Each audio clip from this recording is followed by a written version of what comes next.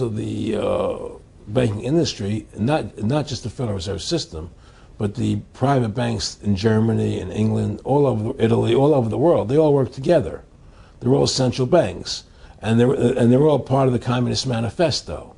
You know, central banking is one of the major planks of the Communist Manifesto. We talk about America being a capitalistic country, but yet at the same time we have a central bank that plans everything for us, right? And the graduated income tax is another plank of the Communist Manifesto, right? So right there you have two major planks of the Communist Manifesto that have been brought in because of the Federal Reserve System, okay? So the ultimate goal that these people have in mind is the goal to create a one world government run by the banking industry, run by the bankers, and they're doing it in sections. The European currency, the euro, and the European Constitution is one part of it. Now they're trying to do it in America with the North American Union, right? And they want to create a new currency called the Amero, right? And the whole agenda is to create a one world government where everybody has an RFID chip implanted in them. All money is to be in those chips, right? There'll be no more cash. And this is given me straight from Rockefeller himself. This is what they want to accomplish. And all money will be in your chips. And so instead of having cash, anytime you have money in your chip, they can take out whatever they want to take out whenever they want to. If they say you owe us this much money in taxes, they just deduct it out of your chip digitally. Total control. Total control. And if you're like me or you, and you're protesting what they're doing, they can just turn off your chip. And you have nothing.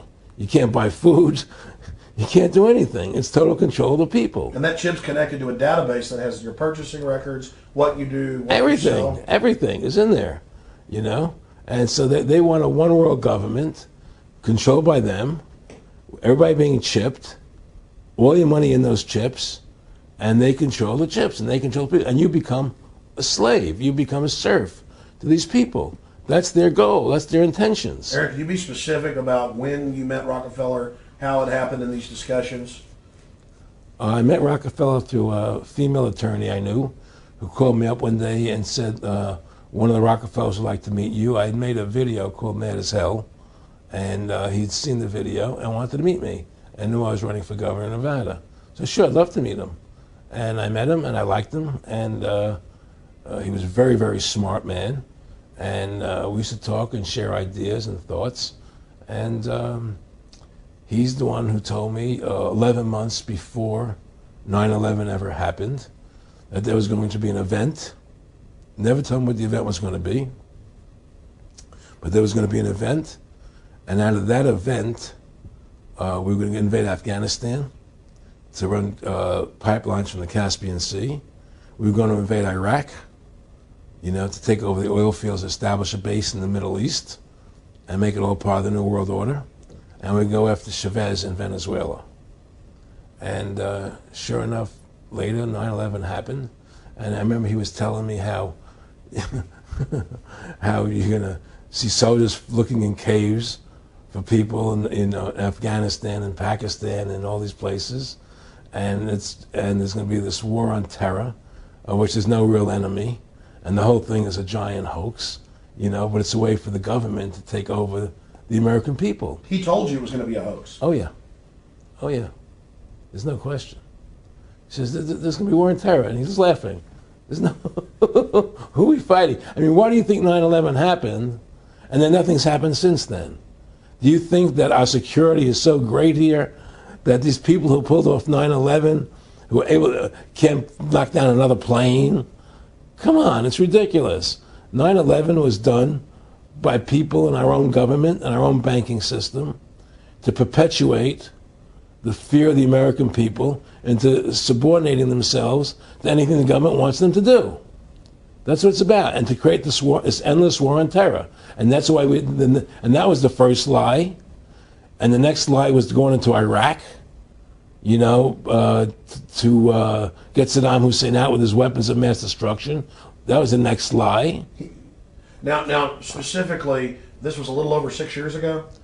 This was 11 months before 9/11. Yeah. And Nick Rockefeller, who's a lawyer, he's become your friend over the previous years, and he's saying to you that there's going to be this big event, and then out of that we're going to have a war on terror, and it's just going to go on and on. Right, an endless war on terror without any real enemy. That you can never define a winner. And did he say that it's going to be perfect because you can't define an enemy? It just goes on Yeah, and on? because you can't define a winner. There's no one to beat, so it goes on and on forever. And they can do whatever they want. They scare the hell out of the American public. Look, this whole war on terror is a fraud. It's a farce. It's very difficult to say it out loud because people are intimidated against saying it. Because if you say it, they want to make you into a nutcase. But the truth has to come out. That's why I'm doing this interview. The fact of the matter happens to be that the whole war on terror is a fraud. It's a farce. Yeah, there's a war going on in Iraq because we invaded Iraq. And people over there fighting, But the war on terror, it's a joke, And until we discover what really happened on 9/11 and who was responsible for 9/11, because that's where the war on terror emanates from. That's where it comes from. It was 9/11 that allowed this war on terror to begin. And until we get to the bottom root of 9/11, the truth of 9/11, we'll never know about the war on terror.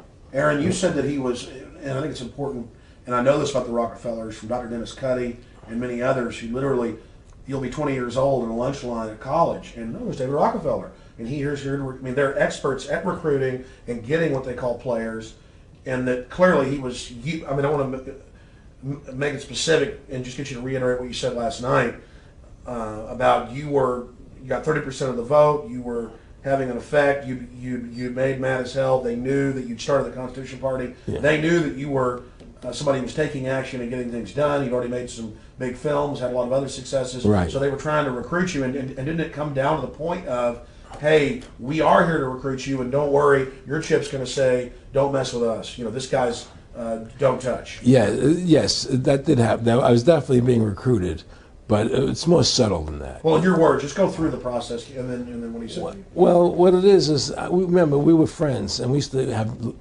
go to my house a lot. We'd have dinner, we'd talk, and he'd tell me about business investments, how you get involved in, or they would help me with this business investment or that business investment.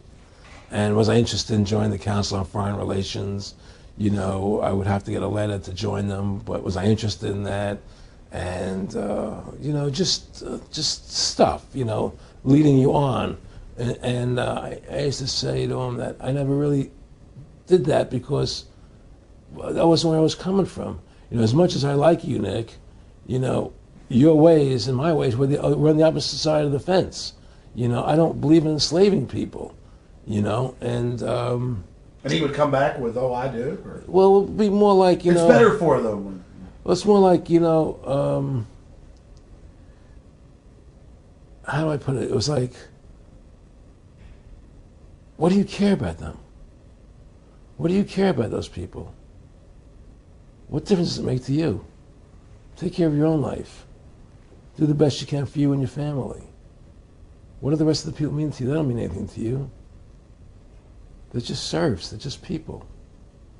It was just a lack of caring, and that's just not who I was. It was just sort of like cold, it was just like cold, and I used to say to him, what's the point of all this?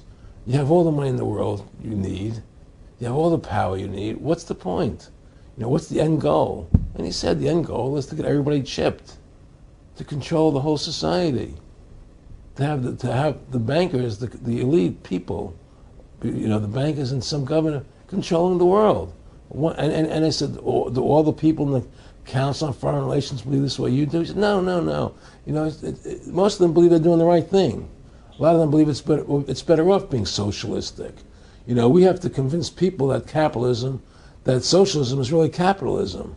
Because America's becoming a socialist country. It's a communist country today. Well, one of the things they told me was that he was at the house one night, and we would talk, and he started laughing. He said, Aaron, what do you think women's liberation was about? And I said, I had pretty conventional thinking about it at that point. I said, I think it's about women having the right to work, getting equal pay with men, just like they won the right to vote, And he started to laugh. He said, you're an idiot. And I said, why am I an idiot? He said, let me tell you what that was about. We, the Rockefellers, funded that.